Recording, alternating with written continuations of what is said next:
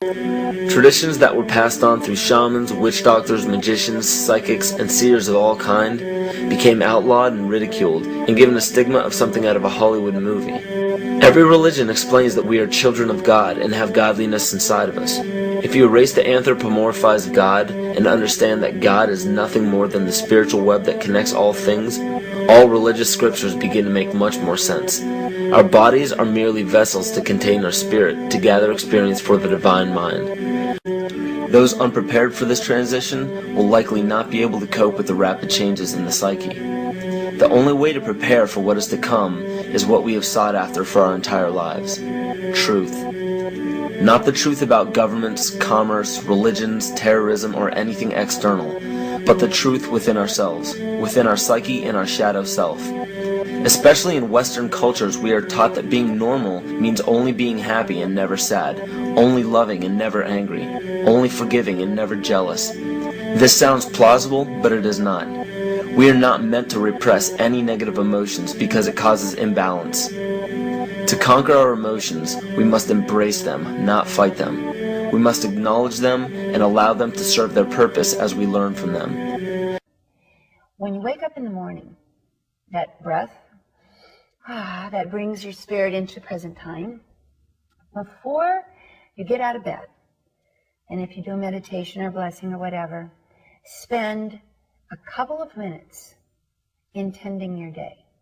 Just intention is a conscious action. We talked about action being the year of fire in action. Intention is a conscious action. So just close your eyes and review what you have coming up. And then create it in your mind, in your heart, in your feeling center, in your words, whatever is your avenue, because not everybody's a visionary, not everybody's a feeling person. Whatever comes your way naturally, how you want it to go. You know, intention is real, and people are fluid, and they are telepathic, and they are energetically receptive. If you walk in intending it to be a problem, well, guess what? You're very effective and very creative. If you walk in intending things to be difficult and that people aren't going to get you and you have to be defensive, that's a vibration, and that is a very toxic vibration that people feel immediately and will respond. Our vibrations are increasing. There's no way to hold it back, but some will be left behind because they can't change quick enough. Don't get caught up in the illusion of what's happening. So the Mayan time is actually cosmic time. They knew the actual nature of the time of the cosmos, of the galaxy, and so we're at this point here where, like, we're finishing this time of test, this time of trials, like the human beings have been having their final exam, and they're playing on all these cramming. Yeah, we got to do some cramming right now. Read my books and you can cram. Okay, right. Read Time in the Technosphere and you can cram.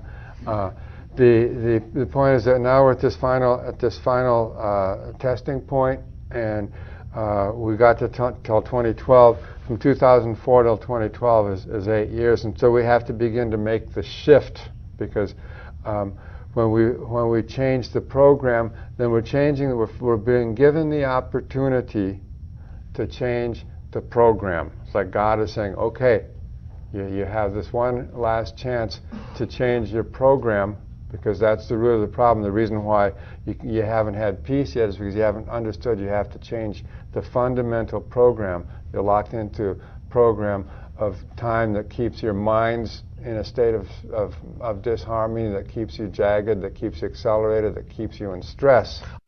And people say to me, I understand what you're saying here.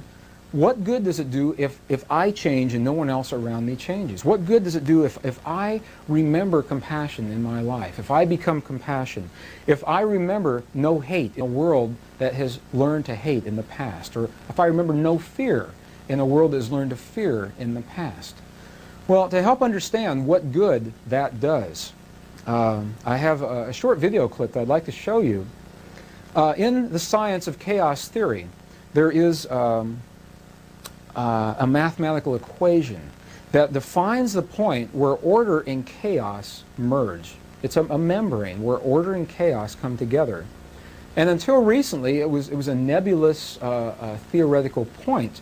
And with the advent of high-speed computers, now we're able to plug the mathematical formula into these computers and create an image, a picture of what this image actually looks like. We call the resulting image the Mandelbrot set. Your life is holographic in nature. I know that you know that, and I know you've heard that many times. I'd like to take a few moments and pausing in this video to explore precisely what that means to you, your life, and your relationships, your emotions, and your feelings. Every emotion, each feeling, each response that you choose to any given situation affects every other person on this earth to some degree. That's the beauty of the holographic model. That's the power in compassion. Together, let's explore the nature of this relationship through an image that researchers are calling the Mandelbrot set. What you're seeing on your screen right here, this is an image of a mathematical point that is called the Mandelbrot set. It is a point in chaos theory where order and chaos merge. And where they come together, that point may be defined mathematically. As we feed the mathematics into computers, this is the graphic equivalent of that boundary between order and chaos, the Mandelbrot set. Now, the reason I use this image to describe this concept is because this is a very good example of a hologram. One definition of a hologram may go something like this.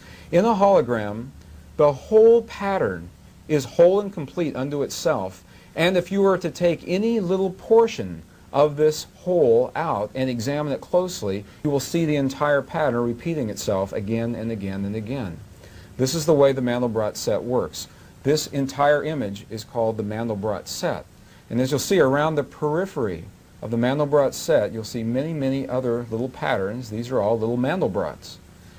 Now, we're going to use the power of our computer to take us into this image. We will zoom into the image, and you'll see that as we zoom into this image, the pattern repeats itself again and again and again.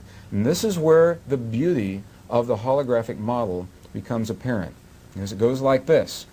Anywhere in this pattern, if we were to change one little aspect on any one of these little holograms, on any one of these little Mandelbrots, that change would be reflected throughout the entire system.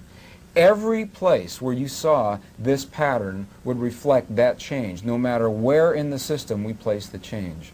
Our consciousness works that way. To the degree that you allow yourself to remember the gift of compassion, to remember the option of no hate and no fear in a world that has learned to hate and fear, to the degree that you allow that in your little piece of our universe, to some degree that change is reflected throughout the entire pattern of our universe because we are holographic in nature. Well, let's explore this relationship together as through our computer, we allow the computer to take us deeply into this model.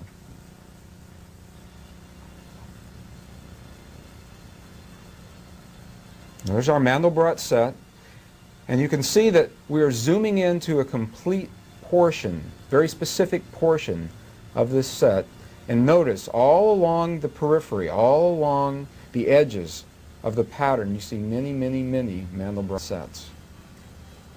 As you listen to the music from this, it's almost a meditation as we move into this powerful pattern, the model that represents our consciousness. You see all the little Mandelbrot sets lining up side by side. Any change in any one of those sets would be reflected throughout the entire pattern, throughout the whole. There's something very interesting that will happen as we move farther and farther, deeper and deeper into the innermost regions of this pattern. And we see the pattern repeat itself over and over again. We're moving to an end point.